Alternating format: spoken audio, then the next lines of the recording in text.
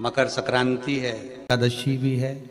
आप सभी लोग बाल्टी में तिल्ली डाल डाल के नहीं लिया होगा। पानी में तिल डालते ना, थोड़ी सी तिल्ली डालेंगे फिर नहाएंगे। उसका फल क्या है? तिल शनि का प्रभाव देता है।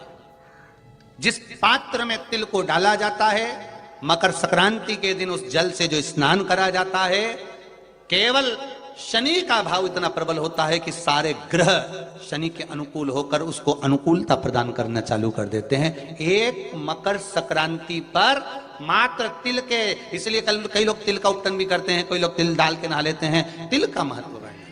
नियम है कि मकर संक्रांति के दिन एक लड्डू बनाया जाता है गुड़ और तिल्ली का। उसमें 1 का सिक्का, 2 का सिक्का या कोई लक्ष्मी उसमें फंसा दी जाती है और लड्डू को पैक कर कर किसी मंदिर में दान दे दिया जाता है। उसको कहते हैं गुप्त लक्ष्मी। और जो गुप्त लक्ष्मी का दान दे देगा उसके घर में कभी कोई बड़ी बीमारी प्रवेश नहीं करेगी। कैंसर जैसा रोग, किडनी और लीवर का रोग नहीं हो सकता।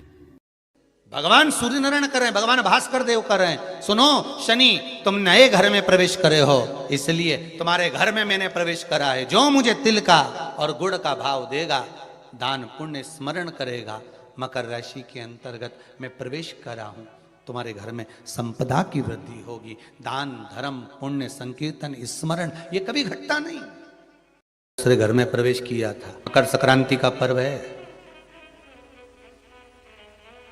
ये कोई मकर संक्रांति ऐसी नहीं पड़ गई। किसी देवता का घर जला था, तब जाकर दूसरे घर में प्रवेश किया था। एक घर था कुंभ, फिर इस कुंभ घर में आग लगी थी, तब दूसरा घर बना था मकर। फिर मकर घर में भगवान सूर्य नारायण आए, उनका आदर हुआ, तब जाकर ये मकर संक्रांति हुई। कोई ऐसी हो गई क्या? तब मकर संक्रांति हुई थी। एक बहू ने अपने ससुर का आदर नहीं करा था, तो पिता ने बेटे के घर में आग लगा दी थी, केवल क्रोध में। तब जाकर ये मकर संक्रांति पड़ी थी। कोई ऐसे ही पड़ गई मकर संक्रांति? कह दिया आपने तो कि मकर संक्रांति का दान बड़ा प्रबल होता है, पर उस दान की महत्वता क्या है? हमारे शास्त्र क्या कर रहे हैं? हमारे पुराण क्या कर रहे हैं? हमारे वेद क्या कर रहे हैं? हम तो सुनते हुए आए, भीष्म पितामह बाणों की सैया पर पड़े तो उत्तरायण सूर्य आने वाला था, इसलिए तब प्राण त्यागूंगा।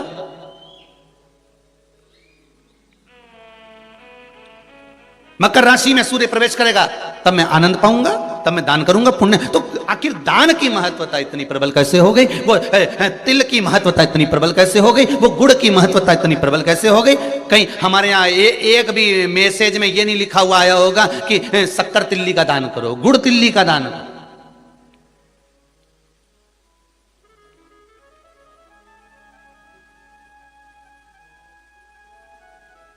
ज्योतिष के हिसाब से तिल शनि है और गुड़ सूर्य है। ज्योतिष के हिसाब से तिल शनि है और गुड़ सूर्य है। कोई साधारण सा भाव नहीं प्रगटा है महाराज जी। इस मकर संक्रांति पर केवल लोगों ने कह दिया कि पतंग उड़ा लो, तो कितनी अच्छी बात है, हिंदू धर्म में कम से कम एक दिन दिया, उड़ा लो। ज्योतिष में तिल को शनि और गुड़ को, जम के बोलो जरा, सूर्य कहा गया। दोनों बाप और बेटे का मिलन करवाया, क्योंकि इन दोनों की बनती नहीं थी। शनि की सूर्य से ना बने, सूर्य देव की शनि देव से ना बने, दोनों का मिलन है। शिव महापुराण की कथा में भाव वर्णन करते हुए मानसरोवर शिव पुराण का स्मरण करें। एक बार सूर्य देव अपने बेटे शनि के घर गए। शनि देव का घर है कुंभ। कौन सा घर है? कुंभ। एक सरल भाषा में लेना, घर में अगर ससुर आए, घर में घर का बुजुर्ग आए, बड़ा आए, तो उसका आदर होना चाहिए कि नहीं होना चाहिए? हमारी शिव महापुराण की कथा तो यहां तक कहती है कि आपकी उम्र से अगर कोई बड़ा आ रहा है तो आपको खड़े हो जाना चाहिए। यहां तक शास्त्र कह रहा है। जिन शनि महाराज का विवाह चित्ररथ की कन्या के साथ हुआ था, वो चित्ररथ की कन्या तो ये विचार में पड़ी थी कि मैं स्वयं इतनी प्रबल और जिसका पति इतना प्रबल, तो क्रोध। तो किसी ने पूछा गुरुजी ये शनि महाराज को इतना क्रोध क्यों आया रहता है? जब देखो जब शनि जी गुस्से में रहते हैं। हाँ, परंतु कभी कभी करते हैं, पर इतना गुस्सा क्यों रहता है इनके पास में? उसका एक ही तो कारण होगा। एक कारण है शनि महाराज के क्रोध करने का। धर्म पत्नी आई शनि महाराज की, सम्मुख में आकर खड़ी हो गई शनि महाराज के, और अपने कार्य में शनि महाराज लगे रहे। माना आप व्हाट्सएप चलाओ, पर घरवाली खड़ी है तो थोड़ा सावधानी से एक बार मुंह से बात तो कर लो। तुम्हें यूट्यूब चलाना है, फेसबुक चलाना है, इंस्टाग्राम चलाना है, व्हाट्सएप चलाओ, लैपटॉप चलाना है, फोन जो कुछ करना करो, पर जो आई है चाय लेकर बात करने के लिए 2 मिनट, उसने भी तो अपना मोबाइल रख के आई ना, चाय बना के लाई ना, और 2 कप लाई, इसलिए लाई कि अपन दोनों बैठ के बात करेंगे। तो शनि महाराज जी की धर्म पत्नी भी ये सोच के आई थी कि मेरे प्रभु के पास में बैठकर मैं थोड़ी चर्चा करूं, मैं थोड़ी बात करूं, पर ये तो देखे ही नहीं। लगा आ गया क्रोध, और क्रोध में बस खड़ी होकर बोल दी, मेरा श्राप है स्वामी तुमको। अब देखिए जरा, शनि महाराज की पत्नी, मेरा श्राप है स्वामी तुमको, तुम मुझे नहीं देखे हो, अपने कार्य में लगे हो, मैं श्राप देती हूं, तुम जिस पर दृष्टि दोगे वो जलकर भस्म हो जाएगा।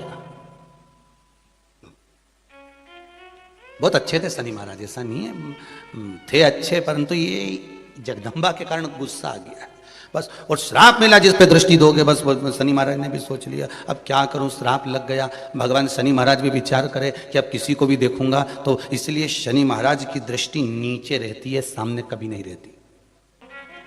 शनि मंदिरों में जितने भी शनि मंदिर हैं, आप सारे शनि मंदिरों में जाकर दर्शन करोगे तो शनि महाराज की दृष्टि सामने है, पर शास्त्र कहता है शनि महाराज ने दृष्टि अपने ऊपर नहीं रखी, नीचे की ओर रखी है।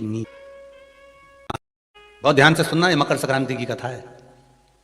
पहले मिली कि नहीं मिली वो हम नहीं जानते, पर मकर संक्रांति का भाव को जान। तो शनि महाराज के घर का नाम था कुंभ, उस कुंभ मकान में शनि महाराज रह रहे थे, पिताजी का आगमन हो गया। बहुत ध्यान से सुनना, ये मकर संक्रांति की कथा है। पहले मिली कि नहीं मिली वो हम नहीं जानते, पर मकर संक्रांति का भाव को जान लीजिए महाराज, कि क्यों महत्व है दान का, गुड़ और तिल्ली का, क्यों महत्व है सूर्य नारायण के पूजन का।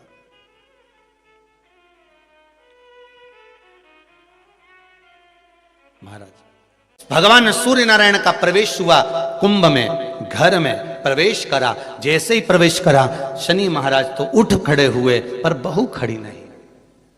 घर का अगर कोई बड़ा आए, आदरणीय आए, सम्माननीय आए, तो उसको आदर देना चाहिए, सत्कार करो। जैसे ही घर में प्रवेश करे